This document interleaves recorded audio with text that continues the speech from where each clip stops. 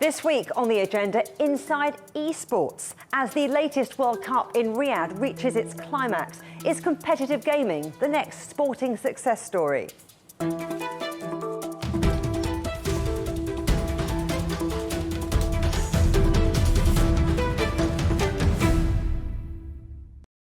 Esports, once the preserve of a few gamers in their bedrooms, is now watched by hundreds of millions of people around the world each year.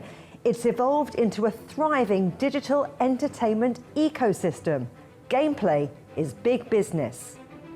The global market is projected to surge from $2.09 billion in 2024 to about $9.54 billion by 2034.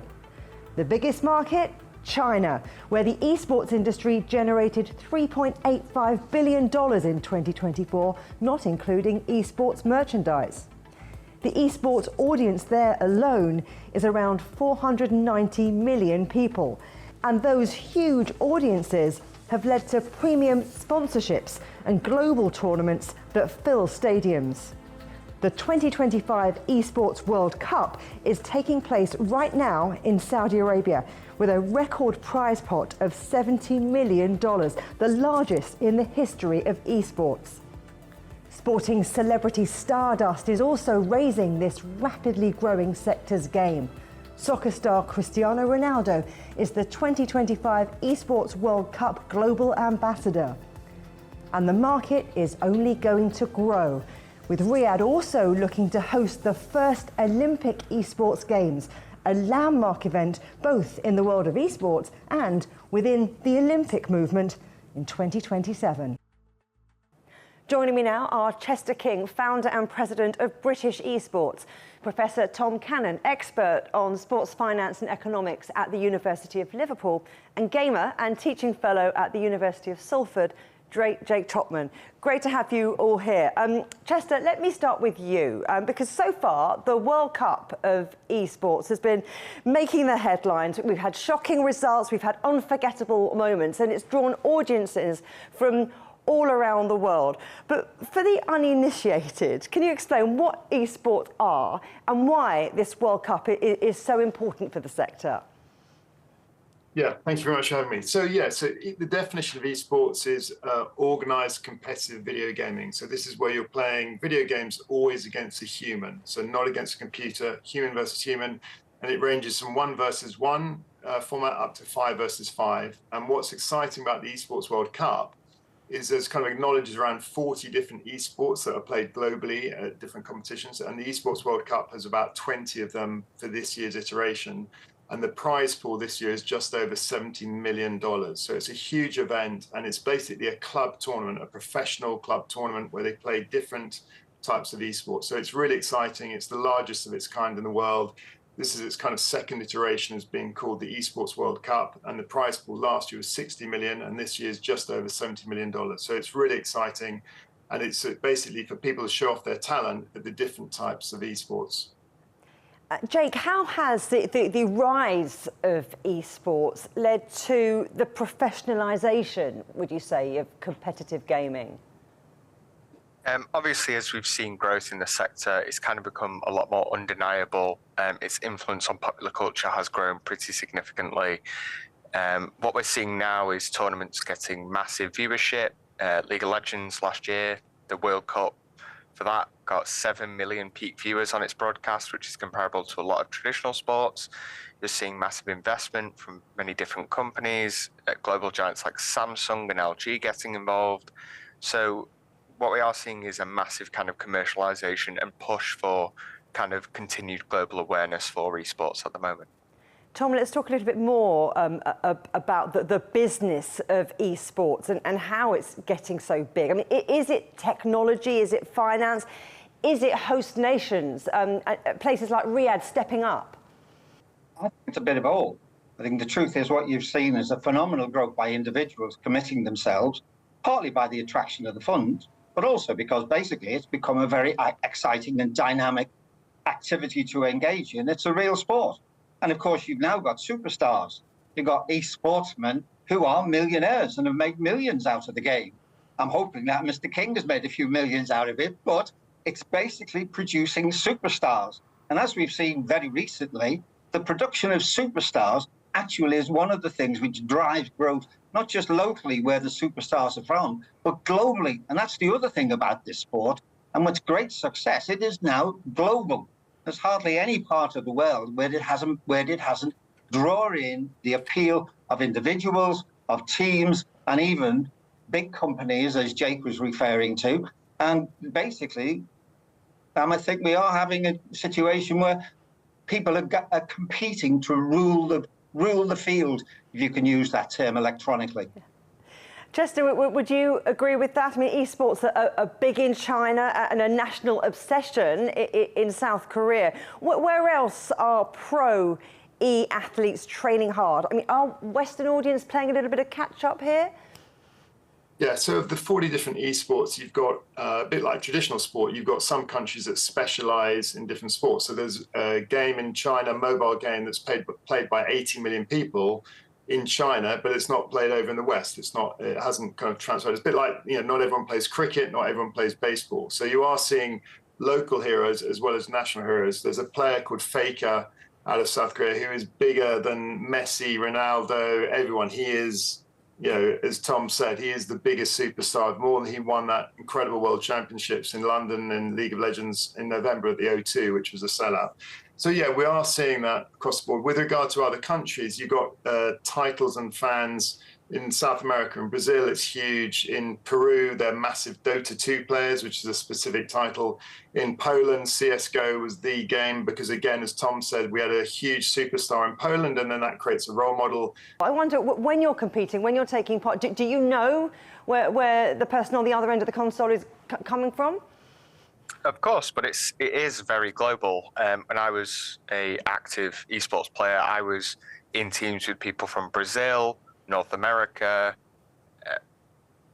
all over the place, really. It is a very kind of global, unifying type of experience. So, there is very few kind of land boundaries. It's not like football, where usually you'll have a UK Premier League team taking on another UK Premier League team, or maybe, someone from Europe, etc. It's not uncommon for, say, a North American team in esports to take on a Chinese team or a Korean team. So it is a very global phenomenon, and we can see that from kind of global viewership being as big as it is, etc. Tom, let's talk a little bit more detail in terms of revenue streams, which are pretty diverse, because we've got merchandise, we've got live streaming. Where do you see the growth coming from? I think there are three drivers of the growth. The first one, it is phenomenally accessible. The truth of the matter is there is no physical or gender bias in the game. Obviously, historically, it's been dominated by men because the games that were predominantly engaged in the game. But you are getting more and more young women and not so young women getting involved. So that's the first driver, and that generates revenue. The second thing is that our businesses are recognizing the opportunity.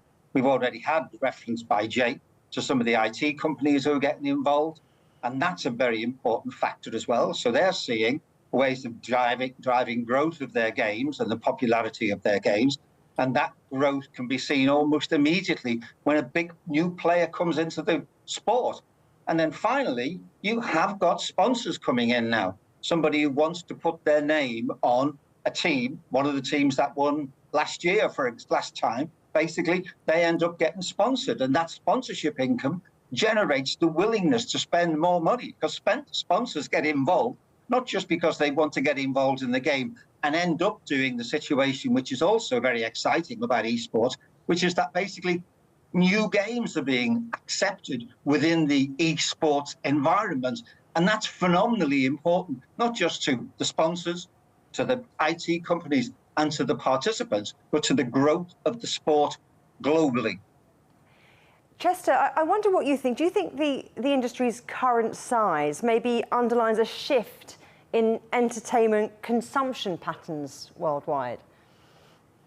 So if you take the video games industry as a whole, the rough figure is kind of just under 200 billion, but the esports element is around 1% at the moment, so it's 2 billion. And for some publishers, they're using esports as a marketing activity. For some publishers, they're using it as a way have just engaged with a certain demographic which they're hard to reach. So there is, huge growth at the moment. As Tom said, where we're seeing is the National Federation is huge growth in education and skills, transferable skills. In the UK, I think there's 42 universities now teaching different types of esports courses from 14 universities. We developed a BTEC, a high school qualification, where we've had about 14,000 people study that, and there's HNDs. But what's interesting is we've just done a partnership with the Ministry of Defence to launch a new esports competition around transferable skills for people who haven't even thought about a job in the digital sector who could have been a good gamer. So you're seeing more investment from defence and security industries into esports, into video games, to get those people to come across and, talking about future jobs. So I think we're in a really exciting moment in esports around, you need the flagship Esports World Cups, but actually the industry and people are understanding about the benefits of playing esports and playing games to enhance their recruitment and their hobbies. I think one of the things that we're coming across when we're doing research into esports is it's seen as a barrier breaker. People come into esports and they feel it breaks barriers in two directions. It breaks barriers for people who are nervous about the technology and use it as a way of getting into the technology, as I think Chester was alluding to then inside the Ministry of Defence. But it's also a barrier in the other direction. It's people who have engaged in esports, assume that they can compete and learn new skills, new tricks, new tools, and that is a barrier to wider use of their technology. The game technology becomes a gateway to a whole host of other IT, internet, dare I even say AI technologies. I want to pick up on something that Chester mentioned, university courses that specialise in this. It's a new kind of education, if you like. Jake, that's what you do, isn't it? So talk us through the course. Yeah. How does it work? What are people learning? Of course. So our offering here at the University of Salford is Higher National Diploma Esports Business Management. So while it is very rooted in the fundamentals of a business degree, and that's the specialism I come from as well as esports, it is all about the practical technologies revolving around the esports industry. We talked with industry partners to say to them, what would you expect from a graduate? What do you need them to be able to do? And so that's things we teach. Things like broadcasting, understanding of game design, for understanding fundamentals for things like coaching in games, etc. All very practical hands-on skills, as well as that theoretical business background to ensure that our students are set up for success. And a lot of other universities are offering very similar things. They might offer even more specialist courses, but I think at the end of the day, everyone working in esports education has the same underlying goal of, let's hopefully get our students into the esports industry so they can be the future movers and shakers of it. We'll pause there for a moment, gentlemen, but do stay with us, as still to come here on the agenda, how the world's existing sporting superstars are starting to turn their attention to esports.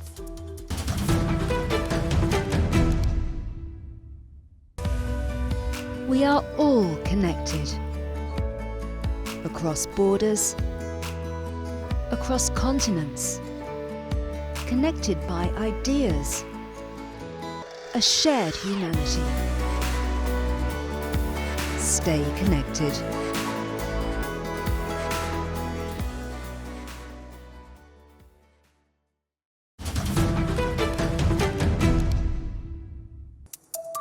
Welcome back to the agenda. And let's continue now our deep dive into the world of esports. Still with me are Chester King, founder and president of British Esports, Professor Tom Cannon, expert on sports finance and economics at the University of Liverpool, and gamer and teaching fellow at the University of Salford, Jake Trotman.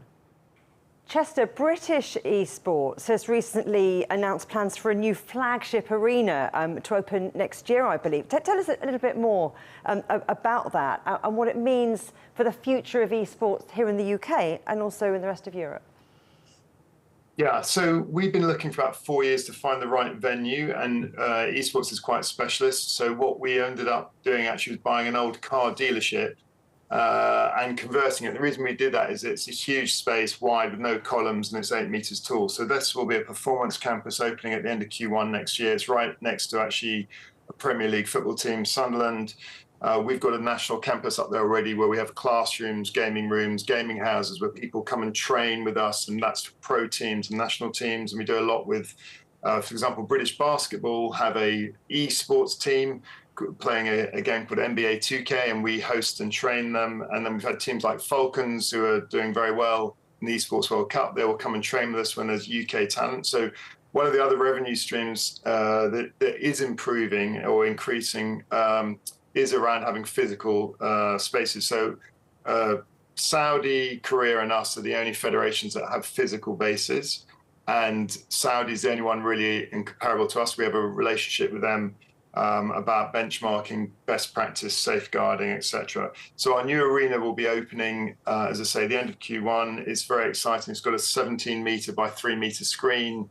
We'll be doing not only training there for people, but there'll also be a grassroots program. We do a lot with the communities already around interaction between bizarrely police who can't no longer play football on the street, the bobby on the street, but they're actually playing video games with the local community kids just to understand and build a relationship. But we'll also be doing things like watch parties. So when these great events happen around the world, you actually, a bit like people watching the Lionesses from different venues in the UK, you can actually go and watch different events. And the other thing that's exciting, and this is where the crossover between sport and esports is getting closer, is every F1 team has an esports team. Every Premier League team has an esports team. So in America, there's a game called Madden, which is an NFL game, and we'll be able to do a watch party of the Super Bowl, and then people will be able to play the video game competition within the same arena. So there's a few venues in the UK that do that already, but we'll be doing that on a bigger scale. And then I think once we get going, other countries, other national federations will be doing that investment as well. In terms of the infrastructure and investment into infrastructure, Tom, where do you see more of that happening, and who's got the deep pockets to make those investments? Well, it's quite interesting drawing that point that Chester was making a moment ago, because I was recently interviewing a group of guys who were desperately keen skateboarders, but also desperately keen esporters. And what they were crying for was then venues like has been developed in skateboarding for esports. And so what's being proposed is going to be absolutely vital to the next stage of growth. And I can see it moving from semi-permanent venues to permanent venues. I think you're going to see the kind, and if it works next to Sunderland, I can see it occurring. For example, if you take Manchester, where you've got the Etihad Stadium, and there's a venue, there's an environment there where an esports venue could be developed. The local authority can see the opportunities there, not just for esports. And I can see clubs like Manchester City seeing the opportunity. And then you can get a lot of the crossover, in a sense, because stars in soccer, actually, a lot of them are actually esporters as well. Last time I was over at the Etihad, I spoke to at least 3 of the younger players. Not first teamers, I admit, they're a bit less accessible. And all 3 of them were keen esporters. And that would make logically for them. And I'm sure that will happen at Sunderland, and it'll happen much more widely. Physical facilities, local authorities will see the opportunity, not only in terms of physical redevelopment, but also in terms of educational development, and also in terms of logistics developments. We've been talking a little bit about celebrity esports athletes, and we are seeing real star power, aren't we, with the World Cup, with Cristiano Ronaldo as the global esports ambassador. Jake, when do you think that esports athletes will become household names? We're really on the precipice of it. I think that, the next couple of years, esports athletes are going to become household names globally. They already are locally. We talked briefly about Faker before. It's hard to understate how important Faker is to the nation of South Korea. He's kind of as deified as someone like Lionel Messi is to Argentina. 5-time world champion, Esports World Cup winner.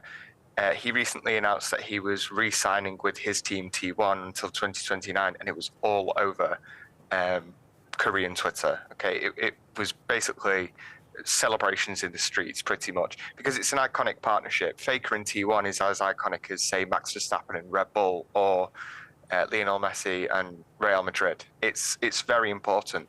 And we've seen coverage of esports athletes before. We've seen a few years ago when it was the first Fortnite World Cup, Jaden Ashman, who was 15 at the time, got nationwide coverage in the UK because he was a 15-year-old London lad who came second in the world. So we are getting very close. And I think once we have those globally recognized esports names, it's going to bring in big attention to esports. A lot like how we see it in sports. When you see a dominant run of an athlete, it brings engagement, it brings viewership. Things like Michael Jordan for the NBA or Lewis Hamilton over here for the F1. It drives that engagement, and that's really going to come very soon, I think. All the names you've mentioned so far are men's names. I mean, Chester, let's talk about esports and how inclusive it really is, because the stereotypical image is, of course, of young men playing these games. But to make the big money, esports is going to need to appeal to all ages and to women too, right? Yeah, so it's something, as Tom said at the beginning, it's something that everyone acknowledges it has happened. You know, some of the video games at the beginning were kind of more male focused. What the industry has done is improve that. There's some great games like Overwatch and Valorant, which are more female focused. There's some role models within the game. So we started out in 2016 as a federation, and we started running a schools competition. And we started off with 4 schools. We now have 700 schools participating every week, playing 5 different titles. And we were very keen to promote female participation. And in 22, we ran the Commonwealth Esports Championships, in Birmingham, which was in parallel to the Commonwealth Games. The announcement at the time had 1 billion views. It was the first proper sporting tournament which had esports parallel to it, albeit not a full medal event. And that event, we had female and male in mirroring what you happen in traditional sport. It is incredibly important, and there are some people who are really trying to drive that. There is a debate about should the tournaments be open so that anyone of any gender can participate, or is it best to split it and help promote that? So in the UK, you've got 2 university leagues, the NSC and the Newell, and I know that they do split that up as well, and we try and promote that. So I think, again, you need role models. There are some great female talent on some of the single title games, like some of the fighter games and the football games. And I know we work with we're a member of the Global Esports Federation, and they definitely do that and promote that. So it takes time. I know in the UK more men play esports, more women play video games on the stats, but games of skill versus games of chance. But I think, as Jake was saying, with Wolfies, who won, in 2019, he came second in the duos. He won $1 million, and then he bought this house from mum. He was a great role model because he was an A student. He was a really smart boy. What we need is a couple of women to do as well as that, and then start the dialogue. I'd love to know if any of the Lionesses play football. I know a lot of the sports people do, like Orlando Norris and a lot of the football players, as Tom said, and the cricket players, most professional athletes. I don't know yet enough female professional sports people, traditional sports people that play video games, but I think that would be a great first step into that kind of direction. Jake, is it a barrier that the image of esports is sitting in a chair behind a console? It doesn't sound particularly physically taxing, although it might be mentally draining. How much of a barrier is that, do you think? It's very much a barrier. When I started getting involved with esports, I was 14 years old. This is 10 years ago. It wasn't as culturally accepted then as it is now. My family was very supportive, but I had, lots of people very opposed to what I was doing. I got involved with esports because of my disability. I have rheumatoid arthritis. I was a rugby player as a child, couldn't continue on with that. So I moved into esports as my outlet for competition. But you are right, it is very mentally taxing. People kind of make the assumption that you're in a seat, you're in the comfort of your own home often, what's so hard about it? But when you're playing with very real stakes on the line, nobody really tends to question a footballer who misses a penalty in a cup final game. Whereas if you miss a major opportunity in esports, that is your livelihood. You are experiencing that kind of similar kind of grief in a sense. So, I think that as time moves on, as people my age, I got into video games because of my sister and my dad. My dad had played video games from being a child himself. So as we kind of move forward generationally, it will become a lot more culturally acceptable. And I think as understanding of mental health continues to improve, we are going to see a lot more sympathy for esports athletes when they have their lowest lows, and even more celebration when they have their highest highs. So from a pro team point of view, and I was involved with 2 pro teams, we had a nutritionist, we had a fitness coach. So not that sometimes this messaging goes down well with parents, but for a lot of kids who understand it, to be a better gamer, you need to be physically fit, right? So I would say that those that are serious about gaming actually know that you don't want to be in front of your screen all the time, that you need to improve your core. And actually, there's some really great examples of that around the world. And some of the best gamers, including Faker and these role models, talk about how important physical health is in that world. And I think, as I say, once we become a member of Team GB and we go to the Olympic Esports Games, you're going to get performance coaches, Sport UK, and every country in China, everywhere, they're going to be focusing on what can add that edge by being physically fitter will help in your mental preparation. So Tom, we've talked about esports being one of the newest entrants to the Olympic movement. What's that going to mean for the finance of esports? There's all kinds of other ways of investment. It's quite interesting that looking at Jake, he's obviously sitting in a dedicated e-sport type of facility. Now, I was in a big department store this weekend, and I was preparation for this, and I saw how many in the furniture department actually had seats available for people who were game players. And the other thing that struck me when we talked about it today, at least half the people sitting at consoles in this big department store in designer seats were young women. And that, I think, is part of the other element that's going to make esports and basically the confidence to participate grow exponentially. Chester, where do you see esports heading in the future? Is it going to be up there with football, with basketball, with cricket and the like?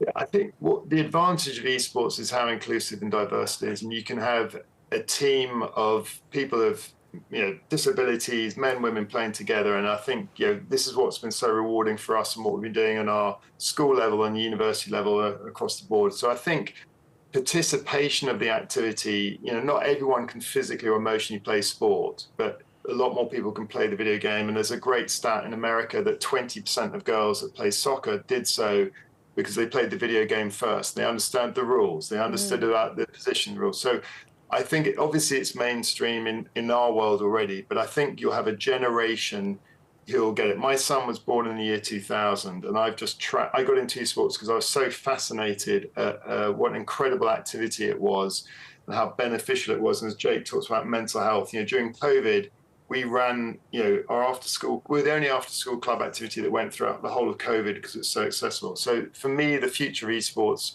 is just growing and growing. It become more mainstream. And obviously, there is such a choice of these different things. And then you've got heroes where they'll get the 100 million, but there's also national heroes who will win a gold medal. And that to me is fantastic about it. And that's what's so fantastic about sport. You've got these different choices. So it'll just be part of mainstream. It won't be, I remember when digital marketing came out and everyone says, oh, what type of marketer are you? A digital marketer or marketing? It's like, well, it's all marketing now. And I think esports will be just under the sport umbrella. Chester King, Tom Cannon, Jake Trotman, thank you all very much. Thank you very much. Thank you. You can watch every episode of The Agenda in full on CGTN Europe's YouTube channel. And for exclusive extra content from me, my guests and the rest of the team, don't forget to check out @The Agenda Show on TikTok. Coming up on a future agenda, the forgotten ally. Ahead of the 80th anniversary of BJ Day, we'll examine China's role in the Second World War. But for now, from me, Juliet Mann, and from all the Agenda team here in London, goodbye.